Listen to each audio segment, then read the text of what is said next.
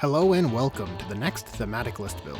On the previous installment, I covered the Imperial Fists. This time around, the focus will be on their cobalt-clad successors. So let's dive into a Thematic List Build for the Crimson Fists.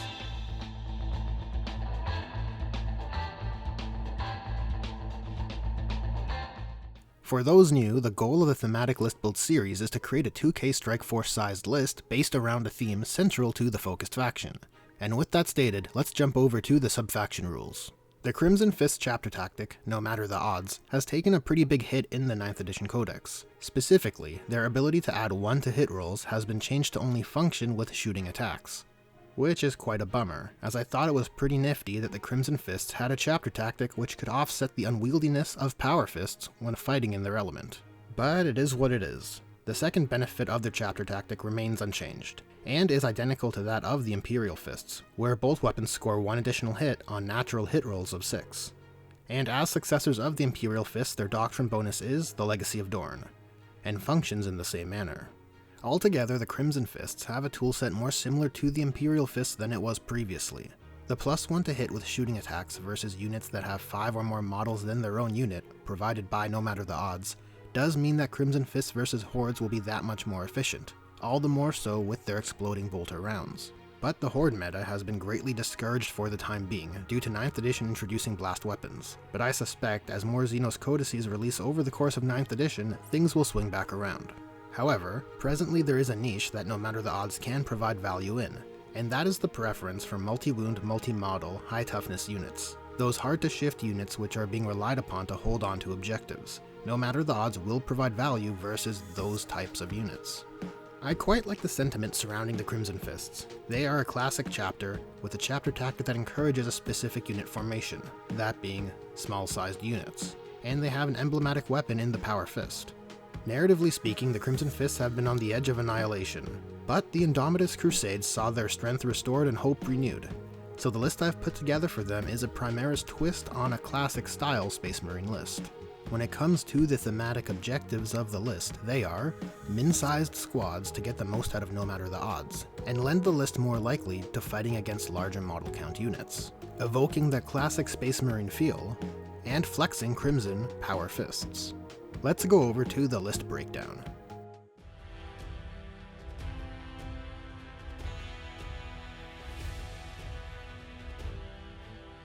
The list is organized into a battalion. In classic Space Marine fashion, leading the list will be a captain of the Primaris type, with the Power Fist and Plasma Pistol loadout. As custom decrees, he will be the Warlord, taking the Imperium Sword Warlord trait. And I wouldn't feel right if the Warlord of the Crimson Fist didn't wield a Power Fist worthy of his rank, so he has been given the Fist of Vengeance relic, which is an awesome combat relic, and a great unique one that the Crimson Fists can flex. With his Warlord trait, it gives our captain 7 attacks on the charge, hitting on 2s at strength 10, -3 AP, 3 damage flat, without the typical hit disadvantage that comes from heavy hitting melee weapons. I have also spent 1 command point on the Sentinel of Terra stratagem, to give him an additional Warlord trait, for which I have gone with Stoic Defender, enabling units within 6 inches to have objectives secured, or if they already are objective secure units, they will count as 2 models instead of 1.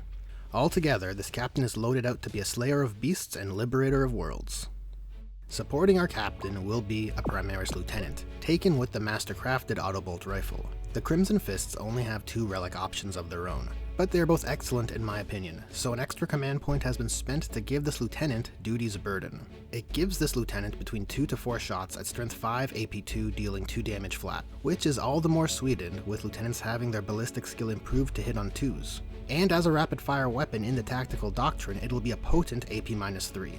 And keep in mind that as a bolt weapon, it gets exploding hits on 6s, which cements it as an excellent anti-Astartes weapon. Filling out the troop slots are 3 squads of intercessors. All of them are 5 men strong, and are fitted with bolt rifles. 2 squads have Astartes grenade launchers for points reasons. And of course, all the sergeants are equipped with a Power Fist. The next unit will be a 5-man unit of aggressors. These guys are the premier fire support unit of the list. Between the squad, they will have 5d6 Fragstorm shots and 30 bolt gun shots, making them an excellent candidate for bolter drill. Aggressors may have lost their double shooting ability, but a unit firing with bolter drill, where natural hit rolls of 6 explode into 3 hits, will still be quite the volume of fire. Also, with aggressors having 3 attacks each and Power Fists being improved across the board to deal 2 damage flat instead of the dreaded D3, it makes the unit rather potent. And as a bonus, each aggressor has 2 Power Fists, which doesn't affect their performance. But in retrospect, it might have been an area to provide a benefit for having lost all of their special abilities. But my point here is that double Power Fists remain a fun element to feature for the Crimson Fists. Adding in some heavy weapons to the list are 2 Redemptor Dreadnoughts. These 2 are loaded out identically: Macroplasmas, Onslaught Gatling Cannons, an Icarus Rocket Pod, and Storm Bolters. The 9th edition Codex finally made the Macroplasma Cannon a worthwhile option, with the standard profile now performing similarly to your typical supercharged Plasma Incinerator, and its supercharged profile gains a boost of strength and damage as you would expect. And as a blast weapon, combined with no matter the odds, there is some nice potential performance boost to be gained versus those hard to shift units I mentioned earlier. Bonus mention here for the Redemptor Fist, which, while not technically a Power Fist, will still be a very beefy Crimson Fist.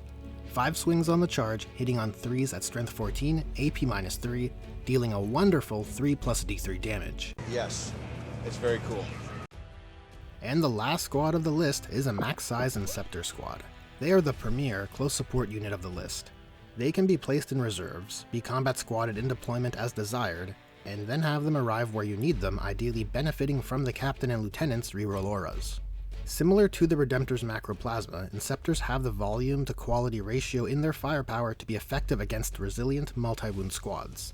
A unit of 3 will have 6 D3 shots. As blast weapons, if the target unit is 6 model strong, they'll get their max volume, providing a total of 18 shots. And if the target unit is 8 model strong, they will get that +1 to hit provided by no matter the odds. And with that, we are onto the transports of the list. Transporting the 5 aggressors will be a repulsor tank, fitted with the twin Last Talon loadout, and taking 2 heavy stubbers and 3 storm bolters, plus the Hunter Slayer missile. Next up are 2 impulsors, which have been taken with the Bellicatus missile array, which will serve as troop transports for 2 of the intercessor squads. And with a transport capacity of 6, it allows just enough space for each of our HQs to tag along inside each impulsor. And that's the list, coming in at a satisfying 2,000 points. It provides a total of 10 command points after tooling up the captain and lieutenant. Initially, the goal I had for a classy Crimson Fist list was to structure it as a demi-company, but in the 2-wound Marine paradigm, points tend to run out quick, and while it isn't technically a demi-company, I think the list is fairly evocative of one. It's led by a captain and lieutenant, has 3 battle line squads, and a large fire support and close support squad. And as a bonus, the list features 16 Power Fists, 11 from a play point of view, as well as multiple units which can best leverage no matter the odds to damage hard to shift units, and a few armored units which have high strength heavy weapons, enabling them to take advantage of the Legacy of Dorn to help take down enemy vehicles. Being a successor chapter, I will leave you with a quote from the Crimson Fist's chapter master. "We have been wounded sorely, yet still we stand, with fire in our eyes and valor in our hearts. Let them think us beaten, we shall teach them otherwise." Well, that's a wrap on this one. Thanks for watching. I hope you found this video enjoyable and informative. If you have any questions, comments, or requests, please feel free to drop them down below. And if you are a Crimson Fist player, I would be curious to know, how are you feeling with the new Space Marines Codex in hand? And how are you feeling about your chapter in the current climate? So if you enjoyed this video, there is a like button. And if you want to help this channel grow, there is a subscribe button. There is also a bell button and a share button, so press the buttons you want to press. Thanks again for watching, and I will hope to see you guys in the next one.